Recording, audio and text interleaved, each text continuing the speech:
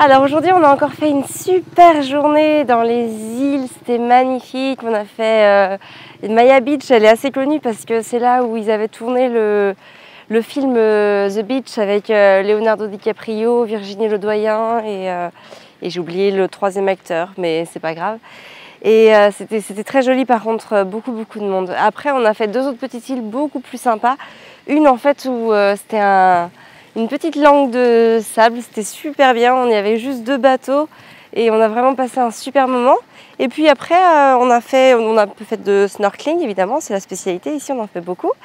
Et puis après en fin de journée on a fait Bamboo Island, une île assez connue dans le coin et vraiment très beau, des spots de rêve, c'est magique, des journées comme ça, c'est vrai qu'on se dit la Thaïlande c'est vraiment un très beau pays.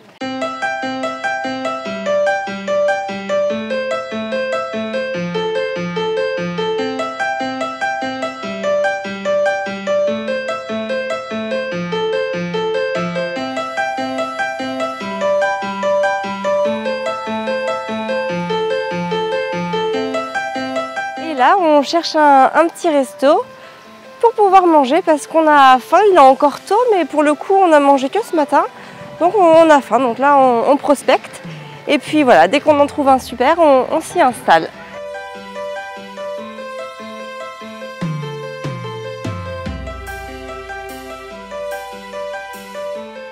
Alors aujourd'hui, je voulais vous parler de diversification. En fait, Gaspard et même Arthur d'ailleurs, à partir de 6 mois, on a commencé la diversification alimentaire. Alors moi j'aime bien attendre les 6 mois révolus, surtout avec de l'allaitement maternel, c'est quand même vraiment intéressant de pouvoir attendre les 6 mois. Il faut savoir que l'organisme de l'enfant est encore immature, qu'il se forme et que le lait maternel en tout cas est ce qu'il y a de mieux pour les enfants.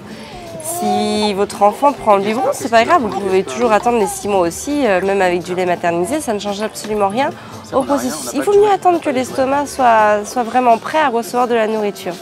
Donc nous en fait même avec Arthur on avait commencé aux 6 mois et en fait Arthur prenait très mal, il n'en voulait pas et en fait on retrouve exactement la même chose avec Gaspard. Je lui ai fait donc les purées salées, carottes, le petit pois, la courgette. Ça, il n'en voulait pas, donc après j'ai essayé sucré, pommes, poire, il n'en voulait pas trop. Donc du coup on a arrêté et puis on s'est dit on va attendre un petit peu, comme ça on verra bien ce que ça va donner. Et donc du coup ça m'arrangeait aussi parce que pendant ce voyage en Thaïlande, ça permettait en fait de pouvoir continuer à l'allaiter sans avoir à courir après des petits pots. Nous on n'est pas adeptes du petit pot, on préfère quand même quand on lui fait ses purées. Et du coup en fait voilà, c'est vrai que ça avait un côté qui nous arrangeait bien. Et Arthur en fait a commencé à réellement manger à 9 mois. Donc vous voyez au final, il n'y a pas de panique si votre enfant en tout cas ne mange pas comme le nôtre, ou comme les nôtres. Entre 6 et 9 mois, c'est pas très grave, on lui fait goûter. Là, quand on a des bons petits fruits frais et qu'on est dans un resto fiable, on sait qu'ils sont bien lavés, etc. En fait, on lui fait goûter tout simplement de la pastèque ou on lui fait sucer en fait.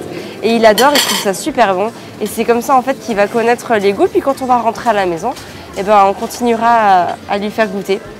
Voilà, mais en tout cas, bon, Gaspard à 8 mois et demi, il fait allez, 11 kilos, peut-être 11,5 kg qu'avec du lait. Donc franchement, en tout cas, quoi qu'il arrive, tant que l'enfant prend du poids, il faut vraiment se faire confiance. Après, s'il y avait une perte de poids, une perte d'appétit ou autre, là évidemment, faut faire attention. Mais tant que l'enfant prend du poids, l'allaitement maternel, c'est bon, il n'y a aucun souci. Nos plats sont arrivés, donc on va manger.